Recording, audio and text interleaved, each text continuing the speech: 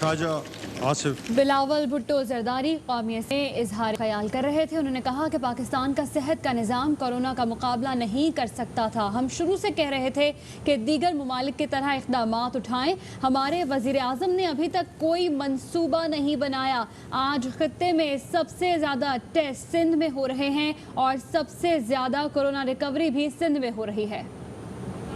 इस वक्त आपको बताएं कि ख्वाजा आसिफ इजहार ख्याल कर रहे हैं।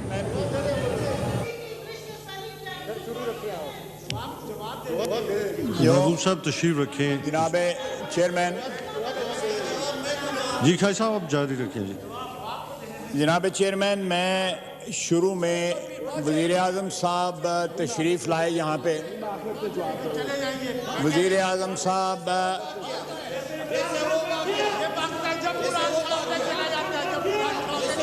No cross talk. जी अली मोहम्मद खान साहब अपनी साइड से। जनाब ख्वाजा साहब एक मिनट तशरीफ रखें। वज़ीर आज़म की तकरीर में भी यही कुछ होगा। एक मिनट तशरीफ रखेंगे। जी अली मोहम्मद खान साहब अपने मेंबरान को और नवीद कमर साहब आप अपने साइड्स को देखें, जो डिसाइड हुए उसके मुताबिक। जी ख्वाजा। जनाब चेयरमैन, मैं जो वज़ीर आज़म साहब ने जो आज तकरीर की है,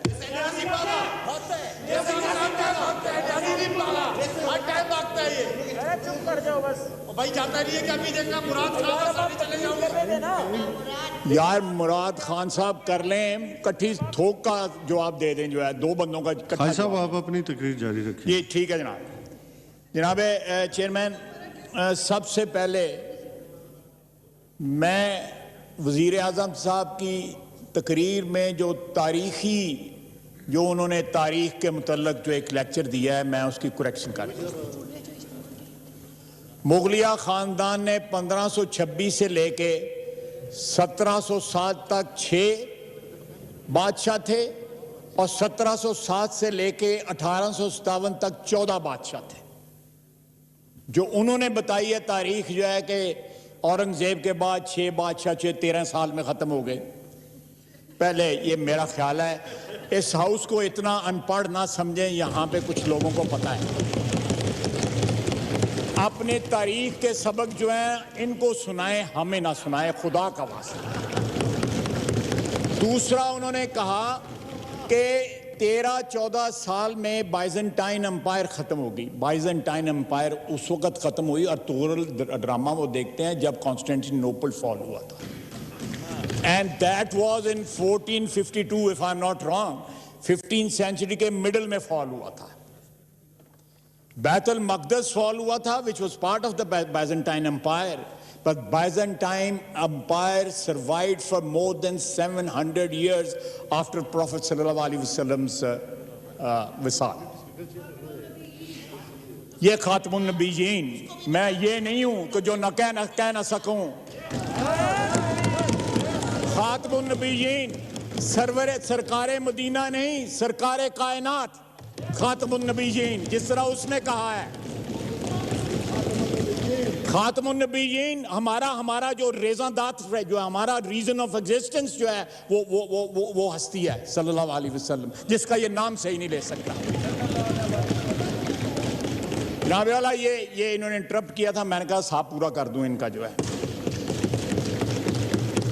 दूसरा जनाब, ये जो फिगर्स उन्होंने कोट किए हैं, क्या जब वो कंटेनर पे नारे मारते थे या वादे करते थे उस वक्त उनको फिगर्स ये पता नहीं थी? ये फिगर 2013 में, 14 में, 15 में, 16 में, 17 में, 18 में जब इलेक्शन लड़ा था, उस वक्त ये फिगर सारी मौजूद थी। करंट अकाउंट डेफिसिट जो है वो एक वाहिद इंडिकेटर नहीं होता। इस वक्त करंट अकाउंट डेफिसिट जो है बहुत सारे डेवलप्ड कंट्रीज के जो है वो नेगेटिव में है और मैसिवली नेगेटिव में है, लेकिन उनकी इकोनॉमीज हमारी तरह कोलैप्स नहीं की। उनकी हमारी जो है वो इकोनॉमीज जो है वो रॉक बॉटम तक नहीं पहुंची हुई। हमने मशीनरी इंपोर्ट की बिजली घरों के लिए, डेवलपमेंट के लिए। हमारा लार्ज स्केल मैन्युफैक्चरिंग जो थी वो इनसे 6 गुना जो है ज्यादा थी जो इनकी आज है, जो फिगर है 6 गुना ज्यादा थी, इसलिए हमारी इंपोर्ट की फिगर ज्यादा थी। इन्होंने डिवैल्यूएशन का कहा, जनाब वाला अगर 40% डिवैल्यूएशन हुई है तो फिर एक्सपोर्ट क्यों नहीं बढ़े। उसके बाद इन्होंने कहा कि हमने लॉन्ग टर्म में कन्वर्ट कर दिए हैं। जनाब वाला मैंने अपनी तकरीर में कहा था कि 10.26 से 10.96 एवरेज रेट चला गया है, ये रीप्रोफाइलिंग की वजह से इंटरेस्ट रेट बढ़ गया, सस्ता नहीं हुआ।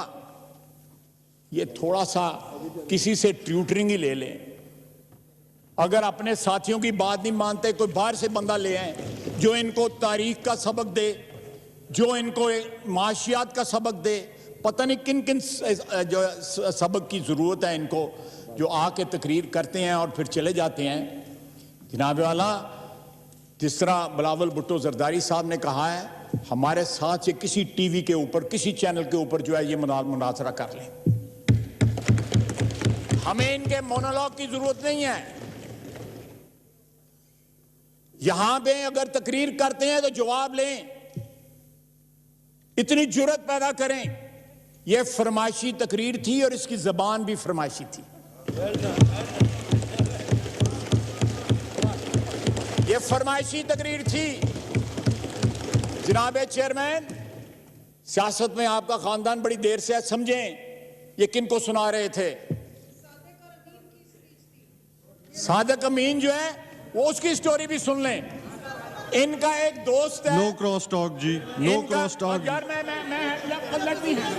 आप पे जवाब देंगे। जनाब चेयरमैन, इनका एक दोस्त है बचपन का, उनको इन्होंने कहा कि यार नवाज शरीफ जो है वो डिस्क्वालीफाई हो गया है। अब मैं और जहांगीर तरीन हूं, दोनों तो हम डिस्क्वालीफाई नहीं हो सकते, लेकिन अगर दोनों क्वालिफाई हो गए तो नवाज शरीफ ने बहुत ज्यादा शोर मचाना है। तो मेरा ख्याल है कि जहांगीर तरीन जो है वो डिस्क्वालीफाई हो जाए, मैं तो बच जाऊंगा, मुझे तो डिस्क्वालीफाई नहीं कर सकते।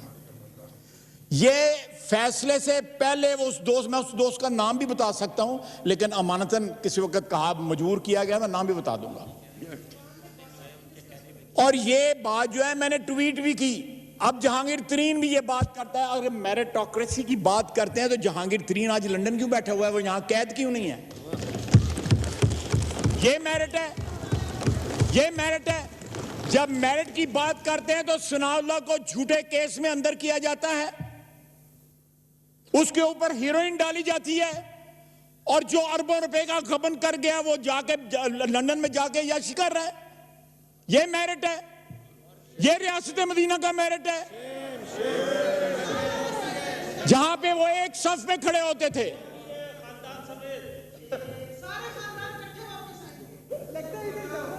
चले ये ख्वातीन है, अभी इनका टाइम है, जरा इनका ये एक्सपायर नहीं हुए, एक मिनट और तो इसलिए जी आपसे रिक्वेस्ट है कि आप हौसले के साथ सुने। उसके बाद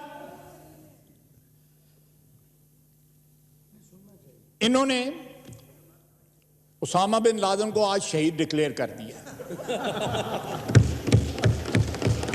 ये आप निकाल लें, उसमें इन्होंने शहीद डिक्लेयर किया है। वो बंदा इस सरजमीन के ऊपर दहशतगर्दी लेके आया था, वो अव्वल और आखिर दहशतगर्द था, उसने मेरे वतन को बर्बाद किया। और ये उसको शहीद कह रहे हैं।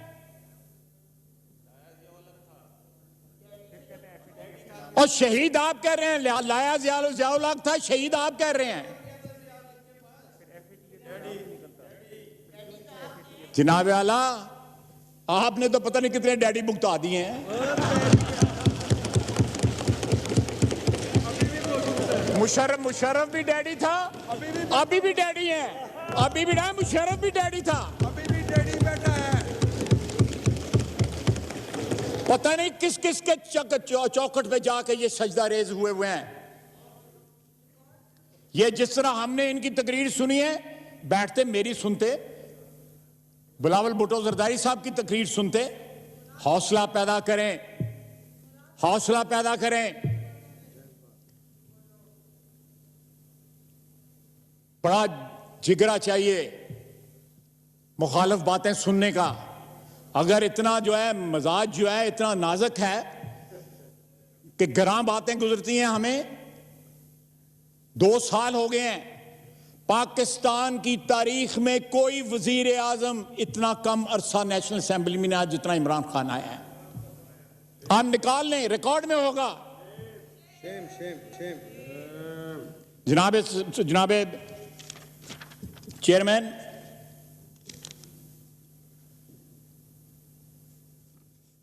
पाकिस्तान में 50 लाख बंदा बेरोजगार था। 55 लाख कोरोना से पहले। अब 1 करोड़ 20 लाख बेरोजगार की जो है सफ में चले गए हैं। गुर्बत की सतह, गुर्बत की फीसद जो परसेंटेज है वो 50% होगी। आधी आबादी हमारी गुर्बत की लकीर से नीचे चली गई है। ये आज के आके हमें ये लेक्चर सुनाते हैं। ऑस्ट्रेलिया कह रहा है कि हमारे मुल्क में 23% कोरोना जो है पाकिस्तान से आया है।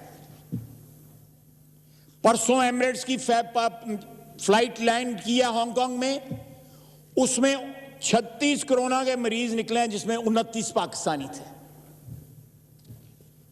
हमारी वैसे तो एक्सपोर्ट्स बड़ी नहीं है, लेकिन कोरोना एक्सपोर्ट करना शुरू कर दिया। जनाबे वाला, ये वबा जिस तरह बढ़ रही है, अल्लाह करे मैं गलत कह रहा हूं, मेरी दुआ है, लेकिन मैं हकीकत से मुंह नहीं छुपा सकता।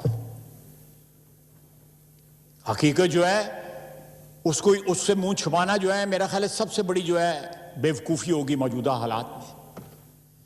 हमें मिन हैसुल कौम जो है वो हकीकत का सामना करना है, और इस हकीकत को सामने, ये सिर्फ नारा नहीं कि घबराना नहीं, ये फ्लू है, ये कोरोना है, ये लाखों बंदों की जान ले चुका है द वर्ल्ड ओवर। ये फ्लू नहीं है, ये जुकाम नहीं है जो आप लेक्चर देते रहे हैं। और आज क्रोनोलॉजी बता रहे थे कि मैंने फलां वक्त ये कहा था, मैंने फलां वक्त ये नहीं कहा था।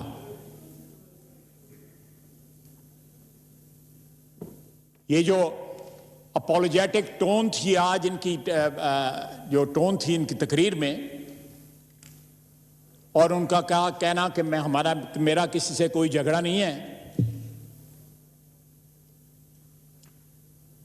ये जब काबीना में एक वजीर जो है 2-2, 4-4 वजीरों की, जिस तरह कहते हैं पंजाबी में, पत उतारे, और जो है एक वजीर जो है वो टीवी पे आके कहे कि ये हम तब्दीली में नाकाम हो गए हैं, और यहां पे तकरीरें करें इनके अपने जो है हुकूमत के खिलाफ, तो फिर टोन में इसी तरह ही मिन्नत समाजत वाली आ जाती है बात जो है। ज्यादा लंबी बात नहीं है जनाब चेयरमैन, ज्यादा लंबी बात नहीं है। ये टोन तब्दील कर लें, ये टोन में गाना भर लें, कुछ और कर लें, लेकिन जो तबाही इनकी सूरत में इस मुल्क पे, इस कौम पे जो नाज़िल हुई है, अगर उसको रिवर्स करना है तो इनसे जान छुड़ाना है। जब तक मासूफ कुर्सी में बैठे हुए हैं, तबाही का साइकिल जो है वो रिवर्स नहीं होगा इस मुल्क में। ये तबाही की अलामत, मईशत की तबाही, सेहत की तबाही, फॉरेन पॉलिसी की तबाही, और कश्मीरी रो रहे हैं। और आपने 182-86 जिस तरह बिलावल भुट्टो साहब कह रहे थे, उनको वोट दिलवा दिए, और फिर कहते हैं क्या क़यामत आ गई अगर वो सिक्योरिटी काउंसिल का गैर मुस्तकिल मेंबर बनना कोई बड़ी बात नहीं है, लेकिन 192 में 184 वोट लेना बहुत बड़ी बात है। हमारे तमाम सो कॉल्ड ब्रादर मुल्क जो हैं, उन्होंने अलग जो है उनको वोट दिया, इंडिया को वोट दिया। लोग नॉर्मली 150 या 160 या 140-45 के ऊपर इलेक्ट होते हैं, वो 184 पे इलेक्ट हुआ है।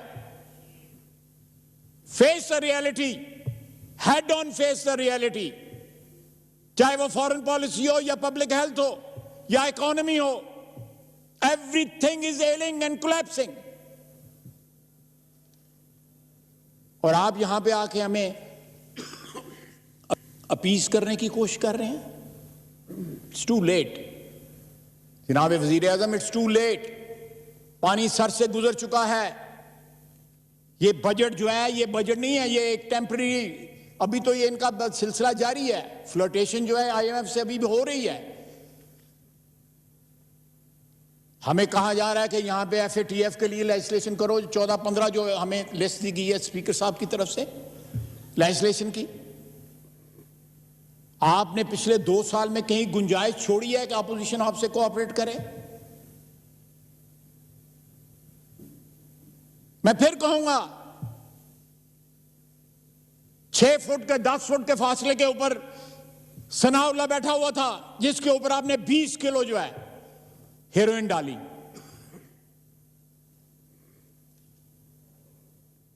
ये जनाब अली, ये सियासत तो जो है हमारे छोटे शहरों में, कस्बों में, थानों में होती है, जो वजीर आजम साहब ने की है इस 2 साल में इस मुल्क में। कि बुला लेते हैं SHO, 2 छितर लगाता है और कहता है जाके चौधरी को सलाम करो।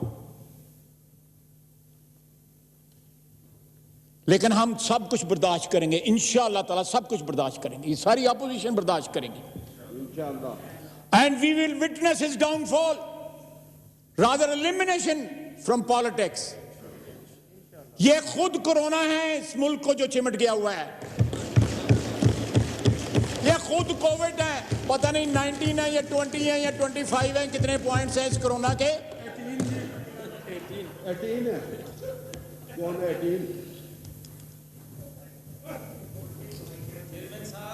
वो कहते हैं जी तो वो जो बिल गेट्स का नाम बिल क्यों है कि वो गेट के नीचे से बिल आता है बिजली का।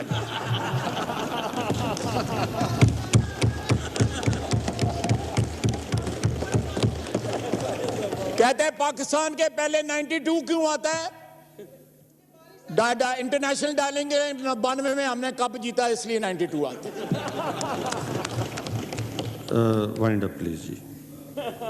और डेंटिंग पेंटिंग करने वाले को ये डेंटिस्ट कहते हैं। तो जनाब वाला, ये खैर ये कॉमिक रिलीफ भी बीच में होनी चाहिए, माहौल बड़ा सीरियस हो गया था। जनाब वाला, मैंने कोई नाम नहीं लिया, अस्तगफुरुल्लाह, मैं कोई नाम नहीं ले रहा।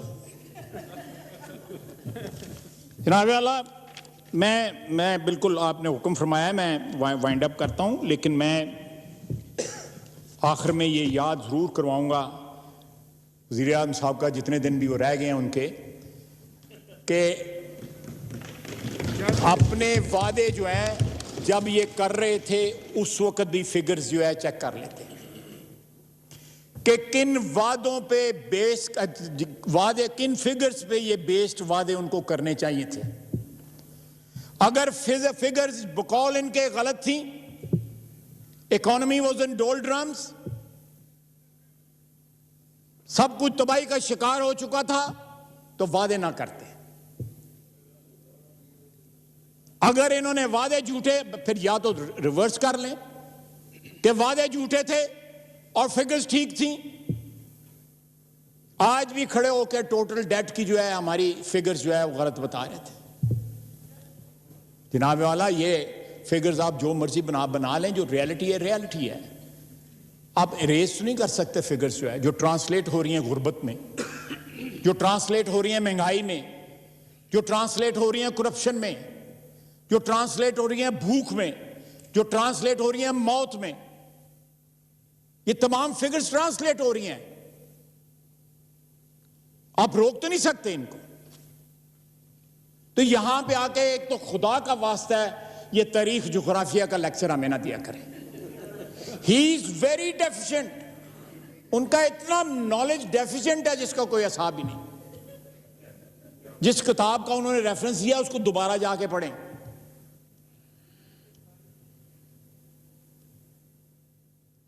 यहां पे रेफरेंस इसलिए ना दें कि लोगों को इंप्रेस करने के लिए कि मैं कोई नॉलेजेबल आदमी हूं, जो असलियत है लोगों को बताएं।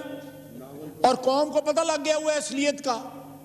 उसके जो मर्जी डेंटिंग पेंटिंग करवा लें उसके ऊपर ले, बॉडी तो वही रहनी है।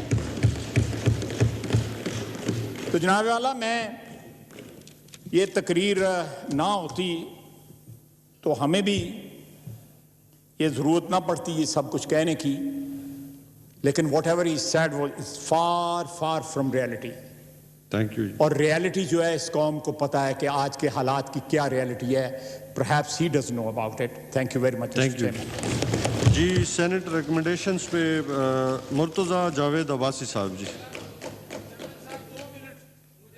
ख्वाजा आसिफ कौमी असम्बली में इजहार ख्याल